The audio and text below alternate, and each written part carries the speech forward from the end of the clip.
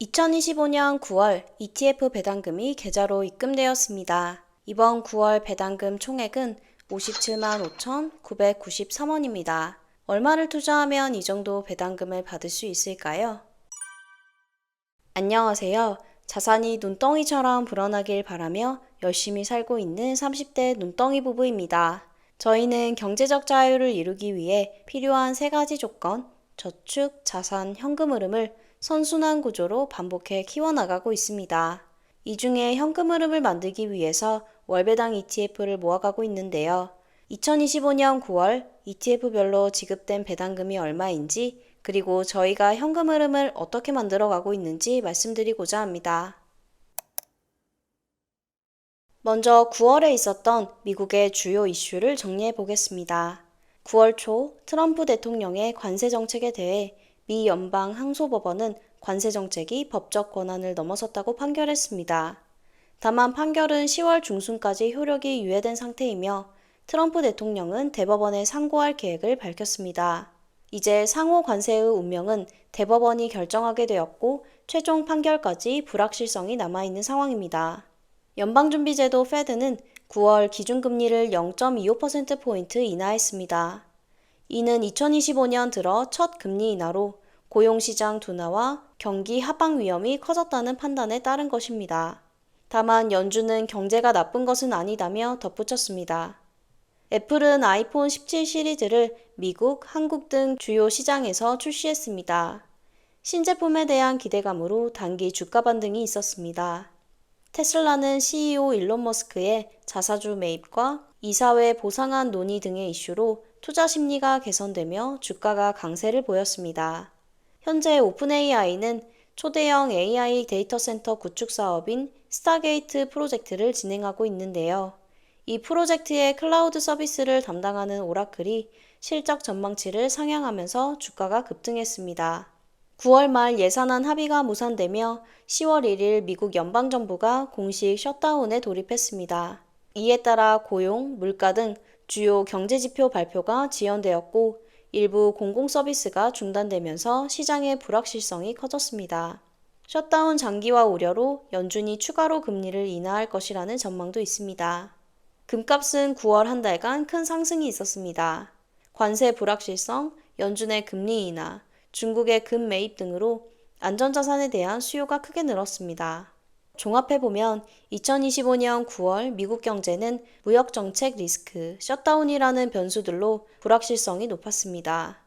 그럼에도 불구하고 금리 인하, AI 인프라 확대 등 긍정적인 요소로 기술주가 강세를 보였습니다. 10월 이후 연준의 추가 금리 인하 여부와 셧다운 해소 시점을 살펴봐야 할 것 같습니다. 다음은 9월 ETF 종목별 주당 배당금입니다. 타이거 미국 배당 다우존스는 작년 9월에는 주당 배당금이 39원이었고 올해 9월은 주당 35원이 지급되었습니다. 지난해 같은 달과 비교해보면 꽤 감소하였는데요. 4월까지는 배당금이 크게 성장하다가 5월 이후에 감소하면서 9월 누적 기준 배당 성장률은 0%를 기록하게 되었습니다.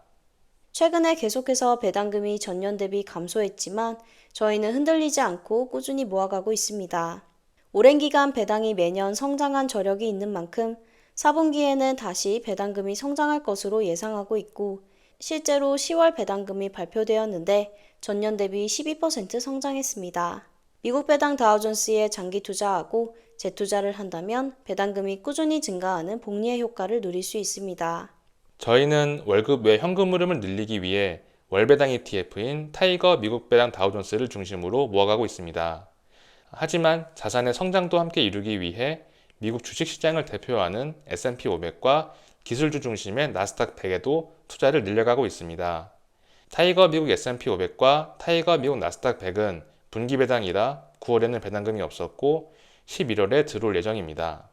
한편 퇴직연금 DC형과 IRP 계좌는 채권과 같은 안전자산을 30% 비중으로 채워야 하기 때문에 저희는 주식 채권 혼합형인 솔 미국 배당 미국채 혼합 50, 즉 솔미채도 함께 모으고 있습니다.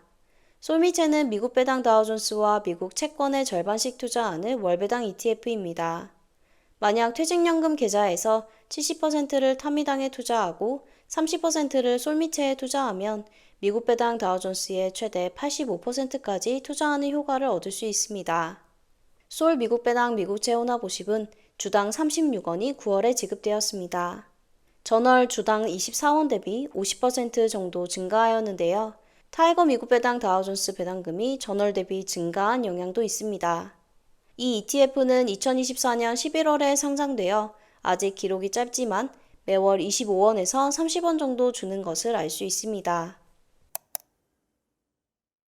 다음은 올해 9월 저희 계좌에 지급된 배당금입니다. 타이거 미국 배당 다우존스에서 받은 배당금은 50만 465원, 솔 미국 배당 미국채 혼합 50에서 75,528원의 배당금이 지급되었습니다. 타이거 미국 S&P 500과 타이거 미국 나스닥 100은 분기 배당이기 때문에 9월에 배당금이 없었고 KRX 금현물은 배당금을 분배하지 않습니다. 9월 배당 수입은 총 57만 5,993원이고 저희는 이 배당금을 재투자하여 ETF를 추가로 매수했습니다. 배당금은 저희 계좌에서 중요한 현금 흐름을 만들어주고 있습니다. 매달 꾸준히 재투자하고 ETF를 더 매수하여 자산을 늘려가고 있습니다. 얼마를 투자해야 이 정도 배당금을 받을 수 있을까요? 9월 말 기준으로 타이거 미국 배당 다우존스 1억 4,878만원, 솔 미국 배당 미국채 혼합 50 2,143만원입니다. S&P 500은 1,858만원, 나스닥 100은 3,526만원을 보유하고 있습니다. KRX 금연물도 122만원을 보유하고 있고 앞으로 더 늘려갈 계획입니다. 9월 ETF 총 잔고는 2억 2,529만원으로 8월 2억 1,899만원 대비 600만원 정도 증가하였습니다. 그리고 9월에는 저희 계좌 포트폴리오를 조정했습니다. 다음 세 가지 이유로 저의 ISA와 연금저축펀드 계좌에서 미국 배당 다우존스를 매도하고 S&P 500과 나스닥 100 중심으로 리밸런싱 했습니다. 첫째, 절세 효과를 극대화하기 위해서입니다. 올해부터 ISA 계좌에서 국내 상장 해외 추종 ETF에 대해 배당소득세 15.4%가 부과되면서 절세 혜택이 사라졌습니다. 다만 주가 상승분에 대한 매매 차익은 200만원까지 비과세이며 초과분에 대해서는 9.9%의 세율로 분리과세되므로 절세 효과를 최대화하기 위해 성장주로 교체해야 했습니다. 둘째, 절세 계좌에서는 배당금을 자유롭게 인출할 수 없기 때문입니다.